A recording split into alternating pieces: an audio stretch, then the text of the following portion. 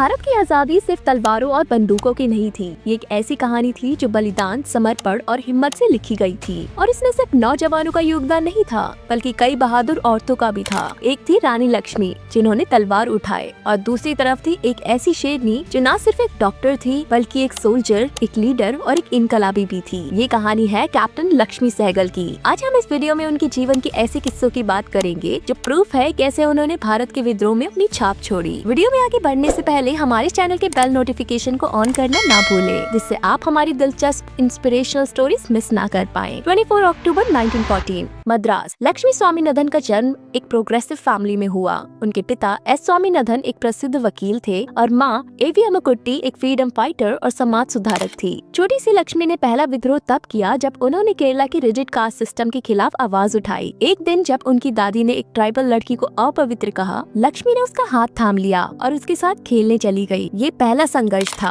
और आगे चलकर उनका पूरा जीवन इसी तरह लड़ाइयों से भरा रहा। लक्ष्मी एक ब्रिलियंट स्टूडेंट थी। उन्होंने मद्रास मेडिकल कॉलेज से MBBS की पढ़ाई की। उस जमाने में लड़कियों का डॉक्टर बनना किसी सपने से कम नहीं था। 1938 में उन्होंने गायनाकोलॉजी और ऑब्स्टेट्रिक्स में स्पेशलाइजेशन की, पर सिर्फ डॉक्टर बनकर उनका मन नहीं भरा। उनका सपना था एक आजाद भारत, और ये सपना उन्हें ले गया एक नए सफर पर। 1940 में लक्ष्मी सिंगापुर चली गई। वहाँ उन्होंने देखा कि भारत के लोग ब्रिटिश आर्मी में नौकरी कर रहे हैं, पर अपने ही देश की आजादी के लिए कुछ नहीं कर पा रहे। 1943 में उनकी मुलाकात नेताजी सुभाष चंद्र बोस से हुई। नेताजी चाहते थे कि एक ऐसी सेना हो जो सिर्फ महिलाओं से बनी हो, और यहाँ लक्ष्मी ने बिना किसी हिचकिचाहट के अपनी सेवा देने की इच्छा जताई। नेताजी ने उन्हें रानी ऑफ झांसी रेजिमेंट का लीडर बनाया। ये रेजिमेंट एक रेवोल्यूशनरी फोर्स थी। कैप्टन लक्ष्मी ने इस रेजिमेंट को ट्रेन किया, डिसिप्लिन दिया और एक मिशन दिया, भारत की आजादी। 1944 में आजाद हिंद फौज ने बर्मा के जंगलों से होकर भारत की तरफ मार्च किया। ये सपना था एक आजाद भारत का,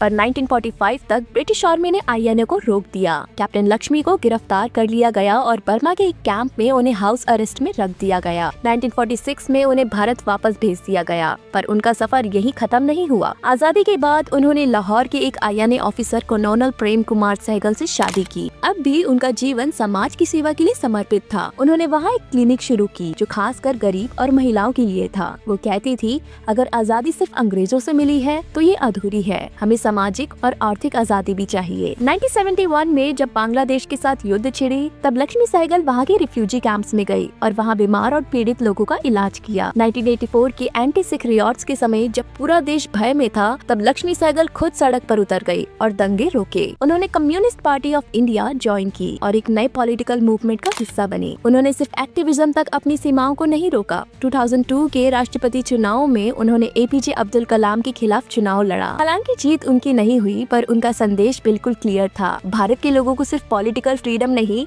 इकोनॉमिक और सोशल फ्रीडम भी चाहिए। एक समय आया जब 2006 में 92 साल की उम्र में भी कैप्टन लक्ष्मी अपने कानपुर क्लिनिक में लोगों का इलाज कर रही थी। उनका एक सिंपल मंत्र था, The fight will go on। 23 जुलाई 2012 को लक्ष्मी सहगल का देहांत हो गया। पर क्या उनकी कहानी यही खत्म हो गई?